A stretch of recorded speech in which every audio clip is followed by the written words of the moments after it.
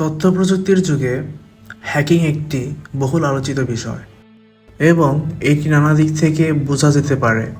সাধারণভাবে হ্যাকিং বলতে বোঝানো হয় কোনো একটি সিস্টেম, নেটওয়ার্ক বা ডেটাবেসে অনুমতি ছাড়া প্রবেশ করা বা নিয়ন্ত্রণ করে নেওয়া। এটি প্রধানত দুই প্রকারের হয়ে থাকে: এথিক্যাল হ্যাকিং আর অন্যটি হচ্ছে ম্যালিসিয়াস হ্যাকিং, যাকে আমরা ব্ল্যাক হ্যাকিংও বলতে পারি।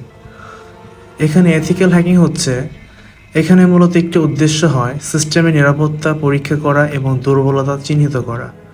ইথিক্যাল হ্যাকার সাধারণত প্রতিষ্ঠান বা সংস্থার অনুমতি নিয়ে তাদের সিকিউরিটি দুর্বলতা খুঁজে বের করেন। অপরদিকে ম্যালিসিয়াস হ্যাকিং, এখানে উদ্দেশ্য হয় ক্ষতি করা বা বেআইনি কর্মকাণ্ড সম্পাদন করা। এটি যেমন ফিশিং, ম্যালওয়্যার, র্যানসমওয়্যার ইত্যাদির মাধ্যমে হতে পারে। যদি আপনার আজকের ভিডিওটি ভালো লেগে থাকে তাহলে অবশ্যই আমাদের চ্যানেলটি সাবস্ক্রাইব করুন, লাইক করুন, শেয়ার করতে ভুলবেন না, সেই সাথে কমেন্ট তো থাকছে।